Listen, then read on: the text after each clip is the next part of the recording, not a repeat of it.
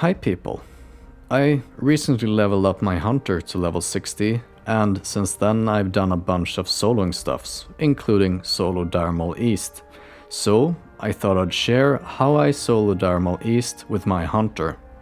Something you might want to notice here, and that's another trick I'm using every now and then, is that I have my main character and this hunter alt in the same group. And the way you do that is have another guy, another friend maybe, invite both of your characters to the same group and then just leave, so it's rather easy. And it's gonna become obvious later why I'm doing it this way with both my hunter and my main in the same group. As for the run, as you can see, I just jumped down, I kept Aspect of the Shida on, and I kept running. I'm not gonna bother eating or drinking, and it's gonna become apparent later why I don't care about that. Now, where I'm running right now, there is a stealther patrol, and I'm gonna run into him right here, where I'm not expecting him. It's not that he doesn't walk her, it's that by this mushroom here, by the pillar, there can be another spawn that you can run into, so you want to be prepared for both. And what I usually do is I scatter the patrol, and if there is a guy by the mushroom pillar, I just wing clip him with Aspect of the Shida turned off, and once I have sufficient distance, I turn it back on. Now over here, there can be another guy right there where I'm moused over, and there is gonna be a patrol in this corridor as well. So the guy that's static, I would wing clip, and this guy I'm just gonna scatter shot, and then keep going. And as you can see, I'm almost at the first boss. So I just run all the way, and I'm gonna jump onto the ledge here to the left and then feign death. And now I'm actually not gonna either drink nor eat before I start the fight. And the reason for that is that this guy basically has one mechanic, which is sacrifice. And if he manages to sacrifice you, it's over, no matter how much health you have. The way I juggle him, by the way, is that whenever you stand right by this ledge or jump onto it, he's gonna run over to a rock that's behind him for some reason, and then he's gonna run roughly over to the doorway, and then he's gonna go on top of this ledge. So you can use this by just walking out and in and juggling him. I'm also gonna use the broken pillar to line of sight his sacrifice, as he just casted. Now, I think it's about a 1 second cast, and since this add-on that I'm using, Classic Cast Bars I think it's called, there's a tiny uncertainty in how exact it is, so don't risk it. As soon as you see the cast, go into hiding. And as you also can see, I'm not using any other ability besides Serpent Sting and, well, keeping Hunter's Mark up. And then I just go out, shoot, go in, and wait for the auto shot cooldown to reset. The reason why I'm not using multi-shots is that there is a patrol, or not a patrol, there is a pack behind him. And you can pull that with multi-shots and then it's GG, and that sucks.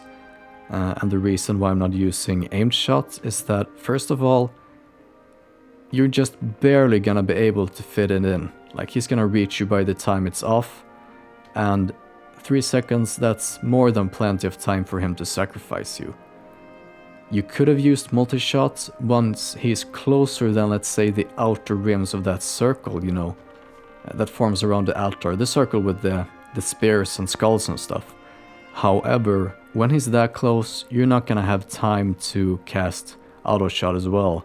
So you're basically gonna trade an auto shot for multi-shots, and it's just gonna be another risk to add to this fight. So stick with Serpent Sting and auto shot.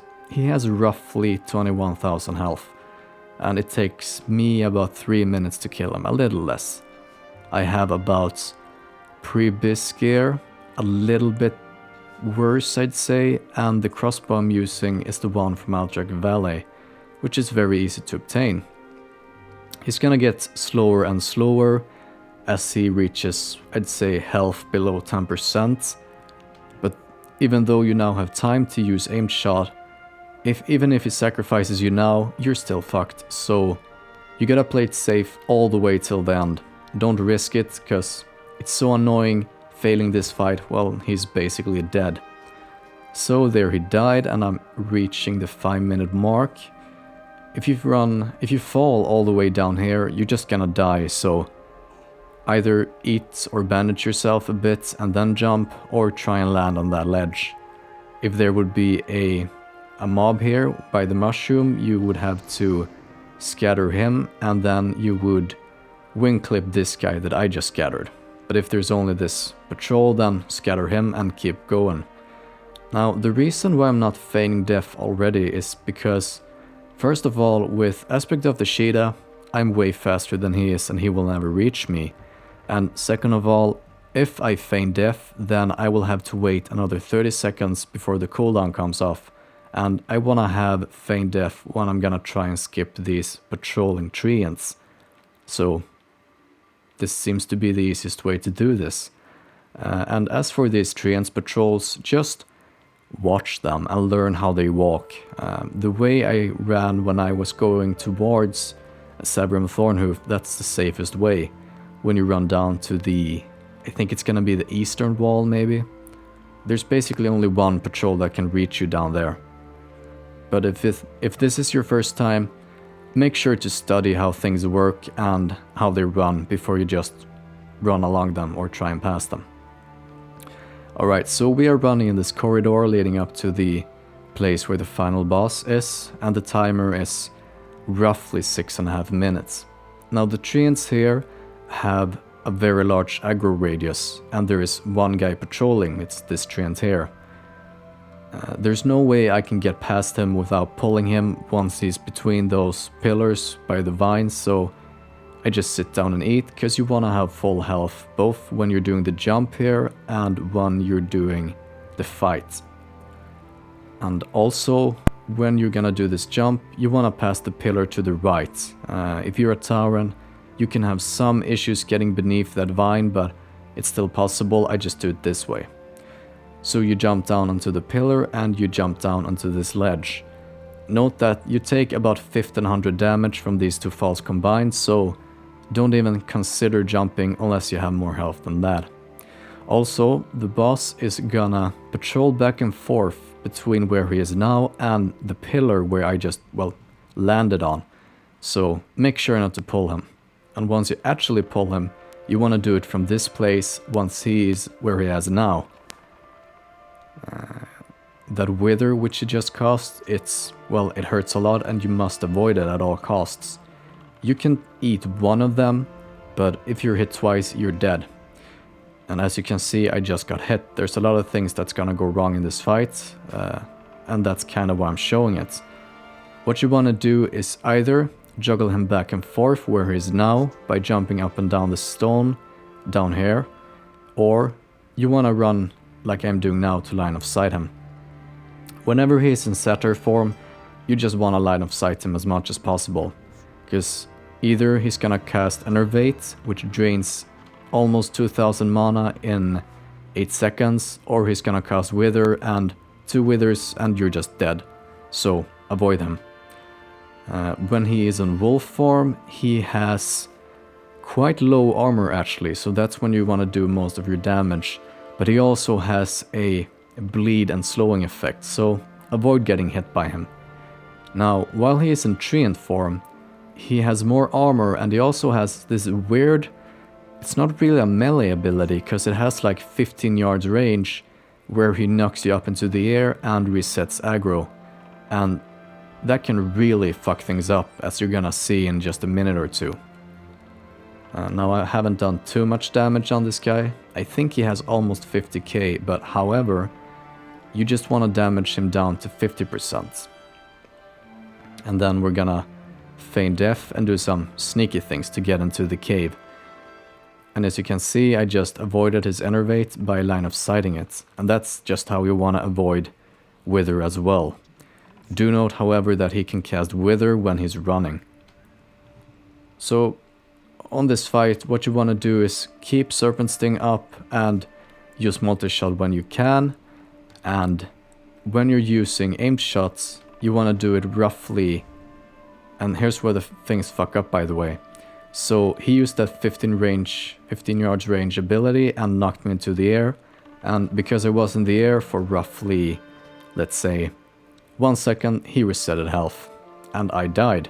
So here's the attempt number 2. And here I almost die. Oh wait, I didn't die. Never mind. I realized that I would have died, so I eat up and then jump down. And as you can see, I stopped the timer at 10 minutes because that was when I died. I'm gonna restart it now so you can see how long this fight roughly takes. And I'm gonna do a bunch of mistakes this fight too. I'm just barely gonna make it, and it's, to be honest, it's not as hard as it may seem. It's just that I'm getting tired. Alright, so everything works out well in the beginning. I avoid his enervate and I don't get hit by any withers or something stupid. And as you can see, it's sped up quite a lot, so it's gonna be a short fight this time. And as you could see, that is where you want to do the aim shots. Once he's almost at you by the stone, you jump down and then you cast the aim shot, because this is when you're gonna have time. And what happened there was that I got stuck between the, let's say, the second stone and the wall. Avoid that. And generally, when you're doing this fight, if he's in trained form, just keep your distance to him. It's gonna be easiest that way. So we're soon gonna hit his 50% health. And what's gonna happen then is that the cave will open and there's gonna run out a bunch of imps through it. And if you have mining yourself, what you wanna do is make sure that the boss is roughly here when you get him below 50%. And then when the imp spawns, just kite them up on this ledge as well. And once they're almost at you, you jump down and run into the cave. And you want to run past the first corner in the cave. I'll show you where that is later. And then feign death. Now, if you're gonna do what I'm gonna do, as soon as that cave opens, you feign death. And then you log out and log into your other character. Now what happens here is that I fuck up dramatically. So I just got hit with wither. And I know that I'm gonna die no matter what I do. And I thought that he was at, well, I thought that he was closer to 50% than he was. So I just messed things up and focused on getting him below 50%. If I would have had enough mana to feign death, I would have done that. And if I wasn't gonna die, well, then I would have survived. But it doesn't really matter, and as you can see, he took close to 3 minutes as well. This was an ordinary fight, it wasn't particularly fast. And this is obviously very gear dependent. Now, my main Clouds and Necerium is in the same group, and so we're gonna have the same instance ID. So even though my Hunter doesn't have mining, because he has engineering and enchanting for diamond tribute runs, I can use my other character that has mining to get the mining nodes. Now what you want to do before you jump is A, make sure that that door is open that I circled with the mouse earlier, and make sure that you have full health. And there are also some flowers here that you can pick, but it's not going to be worth it time-wise, because arcane crystals, at least on my server, are almost worth 60 gold, and that's a lot of gold. Also, there are gonna be these small pods that basically look like a bunch of roots hugging each other. Avoid landing on that one when you jump down. There's one just to the left of the pillar, because what happens if you do that is that there can spawn a bunch of lashers, and the last thing you need when you're at 30% health is a bunch of lashers in your face. Now I just run to the left of the pillar here for some reason, so I'm gonna have to reset him. And what I'm gonna do now is take advantage of a bunch of things. For example, that mobs can't reach you while you're standing here, so they're just gonna reset. And that the imps have crazy aggro radius. So now that I have their aggro, I'm gonna run up here and they're gonna run around this entire circle to get to me. And just as they are about to reach me, I'm gonna jump on top of this ledge, and then I'm gonna jump on top of a dirt pile. Now make sure to make this jump, because if you don't land on top of this pile, but land on the floor, you're gonna die. So that sucks. And so you stand here and wait for you to leave combat. And once you've left combat, go into the cave. So, and as you just could see, Once the leader has been logged out for, I think it's either 1.5 or 2 minutes, the other guy is gonna get the leader role, which is very useful. And you can now mine the thorium veins. Now there is a 3% chance per, let's say, hit on the thorium vein that you're gonna get a arcane crystal. And the arcane crystal, as I said, at least on my server, is worth almost 60 gold. So even though the average gold per hour is gonna be very good here, if you have mining on your hunter, you could probably do 5 rounds an hour, between 4 and 5, and if you're doing what I'm doing, maybe 3 to 4 rounds per hour. Like I said, on average you're gonna have a pretty good gold per hour, but you could go 8 runs without getting a single arcane crystal.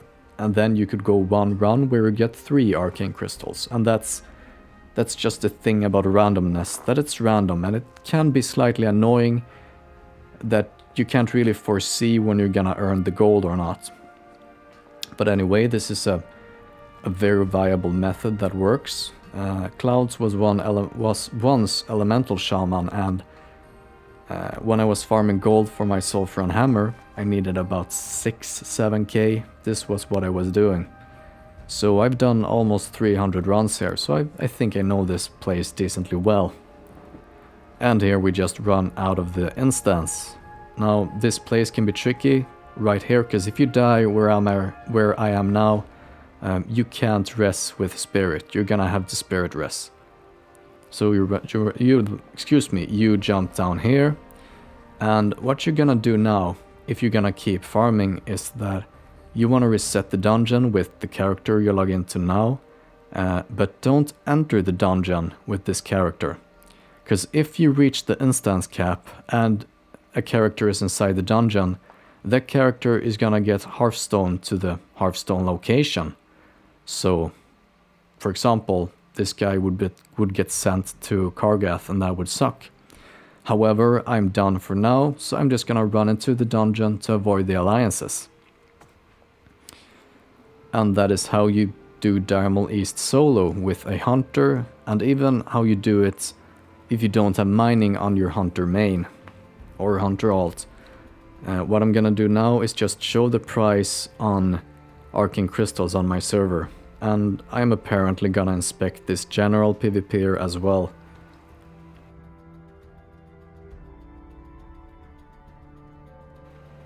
Sadly, the blue sapphires aren't worth nearly as much as they used to be. When I was doing the sulfur farm, they were worth 45 gold, and now they're beneath 15. And as you can see, almost 60 gold. So that's how you do it. I hope you enjoyed. Like if you enjoyed, and subscribe.